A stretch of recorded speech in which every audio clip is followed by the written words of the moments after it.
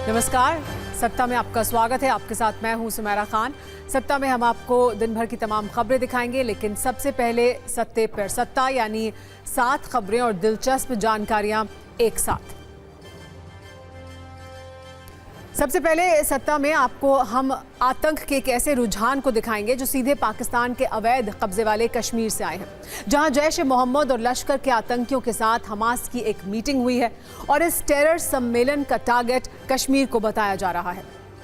फिर आपको दिल्ली में बुर्के वाला बवाल दिखाएंगे जो आज मतदान के दौरान हुआ। बीजेपी ने कांग्रेस पर आरोप लगाया कि बुर्के में फर्जी वोटिंग कराई गई, जबकि आम आदमी पार्टी ने बीजेपी पर पैसे बांटने वाले कटाक्ष किए। इस राजनीतिक कुंजी में बड़ी सियासी चिंगारियां हैं। फिर एक वीडियो कुंजी प्रधानमंत्री मोदी की आस्था की डुबकी पर। आज पीएम मोदी ने महाकुंभ में संगम स्नान किया और मां गंगा की पूजा अर्चना की। पीएम ने कहा कि वो महाकुंभ आकर धन्य हो गए। प्रधानमंत्री करीब 2 घंटे प्रयागराज में रहे। फिर एक सवाल जो महाराष्ट्र में ट्रेंड कर रहा है, क्या वर्षा बंगले यानी मुख्यमंत्री आवास में काला जादू हुआ? इसे लेकर शिवसेना उद्धव गुट के नेता संजय राउत ने डिप्टी सीएम एकनाथ शिंदे पर कुछ गंभीर आरोप लगाए हैं। एक सियासी क्लेश इस पर भी है।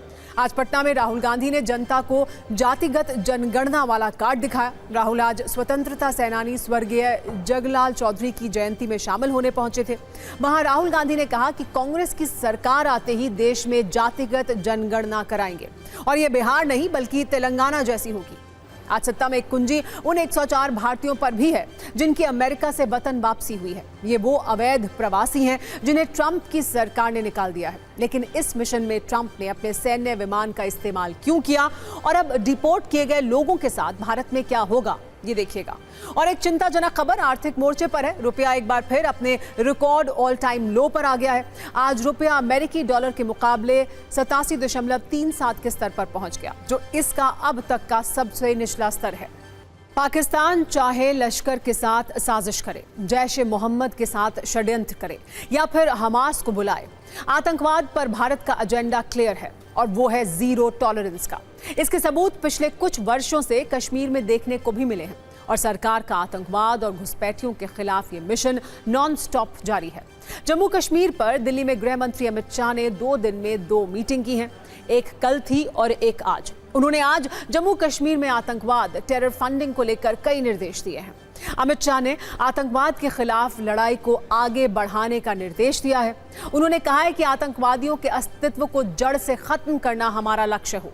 सभी सुरक्षा एजेंसियां घुसपैठ और आतंकवाद के खिलाफ निर्मम होकर कठोर कार्रवाई करें।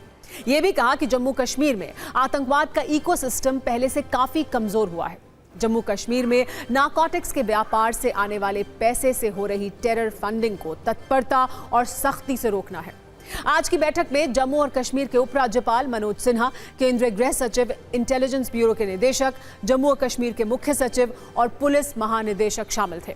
इनके अलावा जम्मू कश्मीर प्रशासन के वरिष्ठ अधिकारियों ने भी इस बैठक में हिस्सा लिया। तो पाकिस्तान में बैठे आतंकवादी काफी मेहनत कर रहे हैं। दिन रात वो भारत के खिलाफ प्लान बना रहे हैं, घंटों मीटिंग खेल रहे हैं।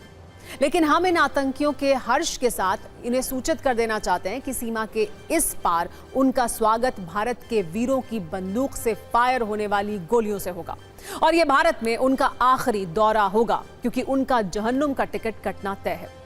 वैसे इन खबरों से आगे अब हम भारत की बात करते हैं, जहां राजधानी दिल्ली में 70 सीटों के लिए और दिल्ली से करीब 650 किलोमीटर दूर अयोध्या के छोटे से विधानसभा क्षेत्र मिल्कीपुर में उपचुनाव के लिए आज वोटिंग हुई। करीब 8 महीने पहले मिल्कीपुर की ज्यादा चर्चा नहीं थी, लेकिन पिछले 8 महीने से मिल्कीपुर संवादों में काफी स्थान ले रहा है। पहले दिल्ली की बात करते हैं, जहां दिल्ली की 70 सीटों पर शाम 5 बजे तक 57.70% वोटिंग हुई।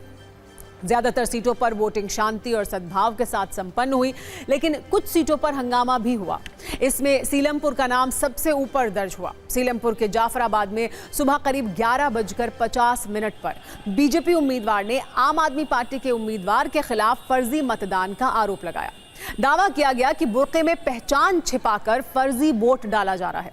बुर्के पर विवाद बढ़ता देख आम आदमी पार्टी के कार्यकर्ता भी सक्रिय हो गए, जिसके बाद बीजेपी और आप दोनों तरफ से हंगामा बढ़ गया। हालांकि पुलिस ने किसी तरह से मामले को शांत कराया। हंगामे वाला एक एपिसोड जंगपुरा में भी देखने को मिला। दिल्ली के पूर्व सीएम पूर्व उप सीएम मनीष सिसोदिया यहां से चुनाव लड़ रहे हैं। उन्होंने आरोप लगाया कि एक घर में पैसे रखे गए हैं, वहां से बीजेपी लोगों को पैसे बांट रही है। उन्होंने चुनाव आयोग से उस घर में रेड करने की भी मांग की। घर के बाहर बीजेपी के एक एक्स्ट्रा टेबल लगाने पर भी उन्होंने आपत्ति जताई, जिसके बाद टेबल को हटा लिया गया। हालांकि पुलिस ने यह भी साफ किया कि घर की जांच की गई, घर में पैसे नहीं मिले। थोड़ी नाराजगी ग्रेटर कैलाश में भी दिखी। यहां से सौरभ भारद्वाज चुनाव लड़ रहे हैं। उन्होंने ये आरोप लगाया कि पुलिस आम लोगों को अपनी गाड़ियों से वोटिंग सेंटर तक पहुंचने से रोक रही है। इस पर उनकी पुलिस वालों से बहस भी हुई, लेकिन मामला यहां भी कंट्रोल में कर लिया गया। आम आदमी पार्टी के ओखला से उम्मीदवार अमानतुल्लाह खान ने भी पुलिस पर वोटिंग धीरे कराने का आरोप लगाया। इन आरोपों के बीच आप के संयोजक और दिल्ली के पूर्व सीएम अरविंद केजरीवाल भी पैदल चलकर वोट डालने पहुंचे। उनके साथ उनका परिवार था। उनके माता पिता व्हीलचेयर पर थे, जिसे वो और उनका बेटा चलाकर ले जा रहे थे। अरविंद केजरीवाल नई दिल्ली विधानसभा से चौथी बार चुनाव लड़ रहे हैं।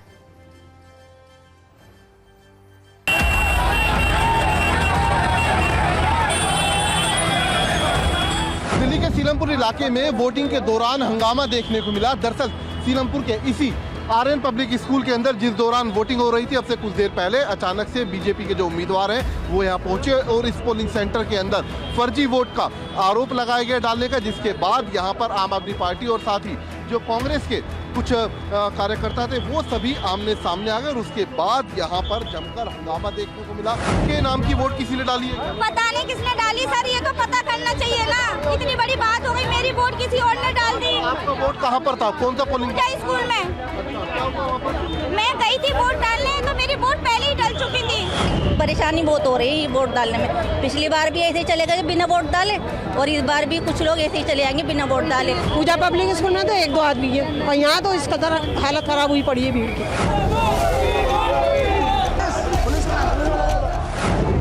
3 टेबल लगा रखी है और इस घर में पैसा बट रहा था। अभी तक सील नहीं किया है, इसको रेड नहीं किया चुनाव आयोग ने। चुनाव आयोग बीजेपी के साथ मिलकर यहाँ पे पैसा बंटवा रहा है। वो कागज की सीटें लिखने से परमिशन नहीं हो जाती है।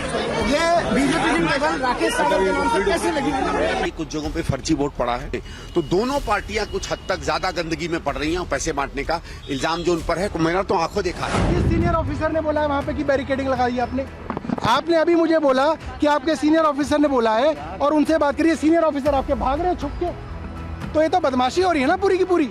यहाँ पे मेरा वोट है तो इसलिए ये बदमाशी करेंगे। अरे यार ये कोई काम है? तुम काम करो, काम से जीतो ना, ये सब करने से क्या। और देखो भाग गए छुप के। हाँ, हमारे स्ट्रांग होल्ड है वहाँ पे कर रहे हैं। जहाँ पे आम आदमी पार्टी के स्ट्रांग होल्ड हैं वहाँ पे बदमाशी पुलिस के एसीपी खुल के करा रहे हैं आपके सामने। आपने देखा यहाँ के मालवीय नगर के एसीपी और मालवीय नगर के एसएचओ यहीं पे करा के गए। सौरभ भारद्वाज के चेहरे पे निराशा और हताशा साफ दिखाई देती है। पिछले 2 चुनावों में ऐसा नहीं था। आपकी गुंडागर्दी पकड़ी जा रही है, आपके शराब पकड़ी जा रही है, आपके पैसे पकड़े जा रहे हैं, आपके जाली वोट पकड़े जा रहे हैं, तो आपकी ये छटपटाहट स्वाभाविक है। वोट बहुत स्लो कराई जा रही है, पूरी तरफ चाक बंदी कर दी है और ये कोशिश है कि वोट कम पोल हो।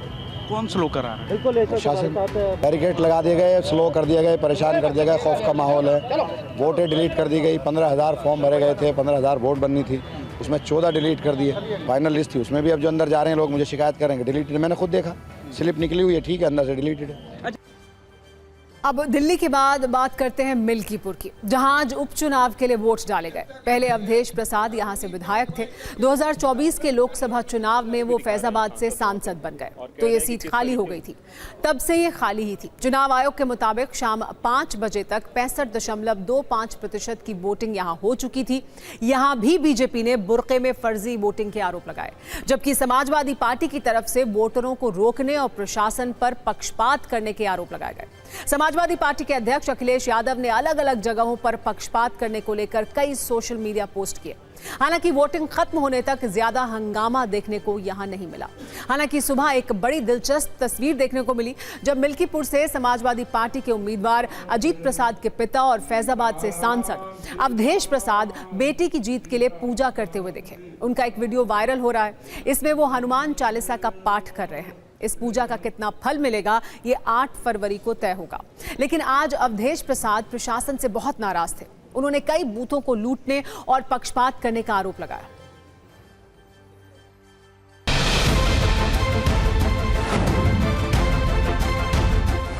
लगातार भारतीय जनता पार्टी की बेईमानी, फर्जी मतदान, बूथों की लूट, अफसरों को छूट, पीठासीन अधिकार की मिली भगत, इसके सब के बारे में हम बहुत बोल चुके हैं, कह चुके हैं।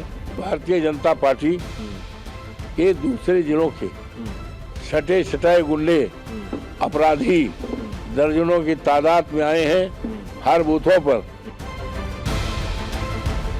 मेरे पास कम से कम नहीं तो हजारों में बूथों से फोन आया कि यहाँ गड़बड़ी हो रही है, बूथ लूटे जा रहे हैं और समाजवादी पार्टी के कार्यकर्ताओं को वहाँ से भगाया जा रहा है, एजेंटों को भगाया गया।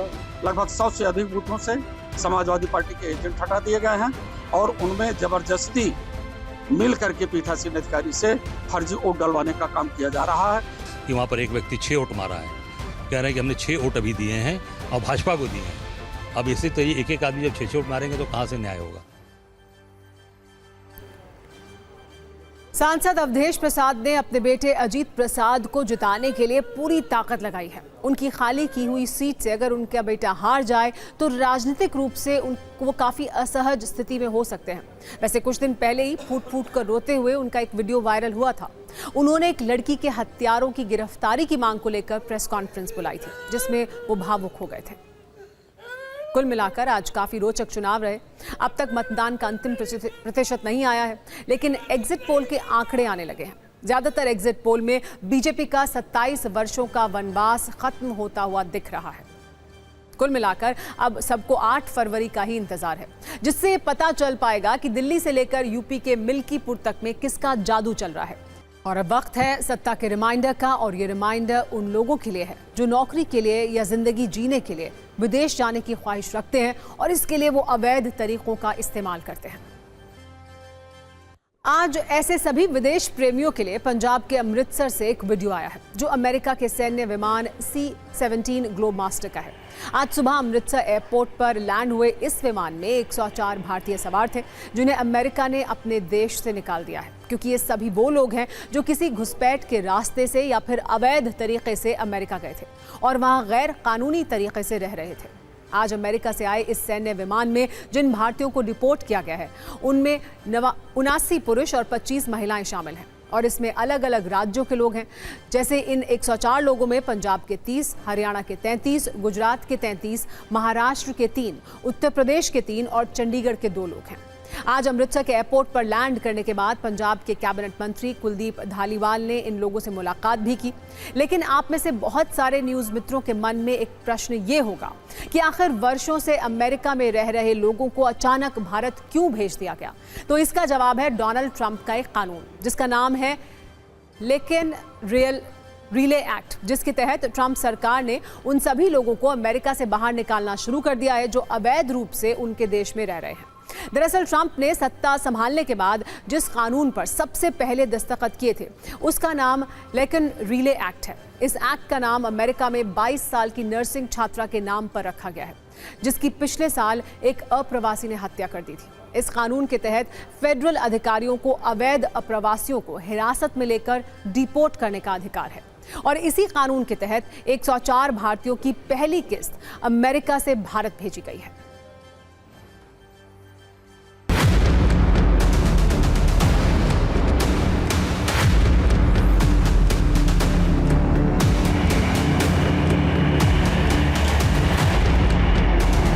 हम इस वक्त अमृतसर इंटरनेशनल एयरपोर्ट पर ही मौजूद हैं और आपको दिखाना चाहेंगे एयरपोर्ट की ये जो दीवार आपको दिखाई दे रही है, इसके ठीक पीछे ये जो अमेरिकन सेना का C-17 विमान है, अब से थोड़ी देर पहले लैंड हुआ है।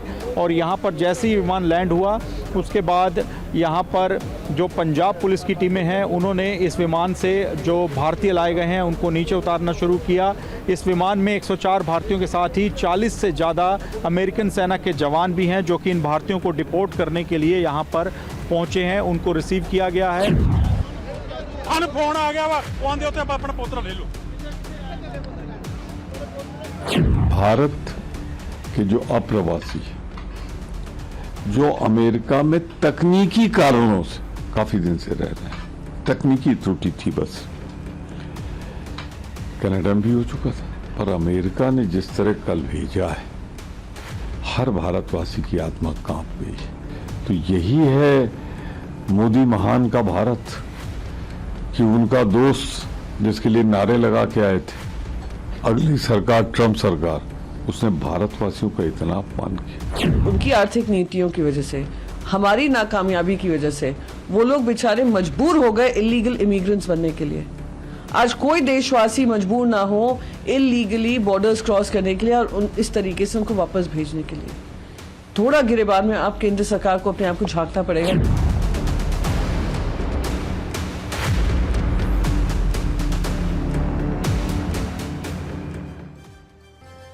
और अब हम आपको अमेरिका के उस विमान के बारे में भी बताते हैं जिससे 104 भारतीय अवैध अप्रवासियों को अमृतसर पहुंचाया गया है।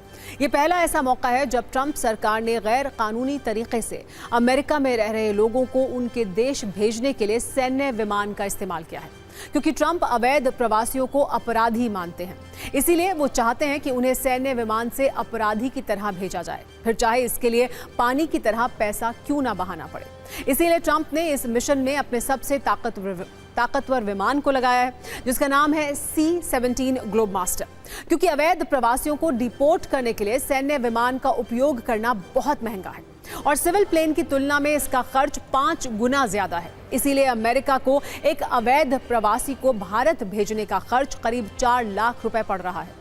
ट्रंप सरकार ने अब तक 18,000 भारतीय अवैध प्रवासियों को चिन्हित किया है। इसके अलावा ट्रंप जिस प्लेन का इस्तेमाल अपने मिशन के लिए कर रहे हैं उसे अमेरिकी सेना का बाहुबली कहा जाता है और ये बाहुबली मौजूदा वक्त में भारत के भी पास है। अमेरिका और भारतीय वायुसेना C-17 का इस्तेमाल कई खतरनाक मिशन वाले ऑपरेशन में करती है। C-17 ग्लोबमास्टर एक 4 इंजन वाला भारी भरकम विमान है और इसकी पेलोड क्षमता 77,519 किलोग्राम तक है। यानी ये बाहुबली प्लेन 28,000 फीट की ऊंचाई पर टैंक लेकर भी उड़ सकता है।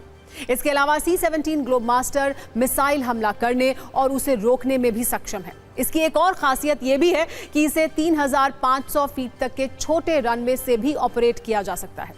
भारत के पास भी मौजूदा वक्त में 11 C-17 ग्लोबमास्टर हैं, जिसका इस्तेमाल वो कई बार भारतीयों को विदेशों से निकालने में कर चुका है। 2021 में तालिबान की वापसी के बाद इसी विमान के जरिए भारतीयों को अफगानिस्तान से भारत लाया गया था। इसके अलावा 2021 में कोविड-19 के संकट में राहत अभियान के लिए C-17 की मदद ली गई थी और अब इसका इस्तेमाल ट्रंप अवैध प्रवासियों को अमेरिका से निकालने के लिए कर रहे हैं। अब ये भी समझिए कि जिन 104 भारतीयों को अमेरिका से निकाला गया है उनके साथ अभी क्या हो रहा है और आगे क्या होगा। आज अमृतसर एयरपोर्ट पहुंचने के बाद सबसे पहले इन सभी 104 लोगों का उस लिस्ट से फिजिकल वेरिफिकेशन किया गया जो अमेरिका ने भारत को सौंपी थी। अब अमृतसर एयरपोर्ट पर सबके कागजात चेक किए जा रहे हैं।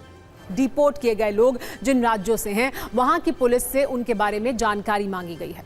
अवैध तरीके से अमेरिका गए इन लोगों का क्रिमिनल बैकग्राउंड चेक किया जा रहा है कि कहीं कोई अपराध करने के बाद भागकर विदेश तो नहीं गया या फिर वो अपने शहर में वांटेड तो नहीं है। इसकी जांच के बाद इन लोगों को सीधे इनके घर नहीं भेजा जाएगा, बल्कि जिस शहर में ये लोग रहते हैं वहां की लोकल पुलिस को इन्हें हैंडओवर किया जाएगा। लोकल पुलिस अपने साथ इन्हें लेकर जाएगी और जांच के बाद इनके परिवार को इन्हें सौंपा जाएगा और अब ये सारे लोग नए सिरे से भारत में अपनी जिंदगी की शुरुआत करेंगे। अब धर्म की सत्ता की बात भी करते हैं। आज प्रधानमंत्री नरेंद्र मोदी प्रयागराज पहुंचे और यहां संगम में उन्होंने मंत्रोच्चार के बीच डुबकी लगाई।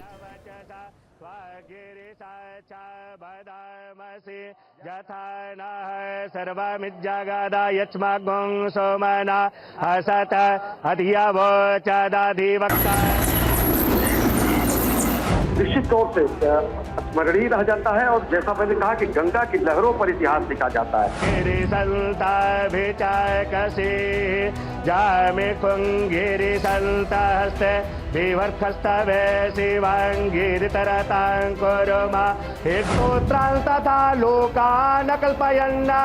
नैवेद्यम निवेदयामि दक्षिणां समर्पयामि।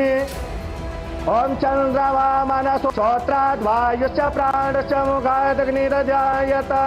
मन में बसा कर तेरी मूर्ति उतारू मैं मैया तेरी आरती। मांग तुझसे क्या।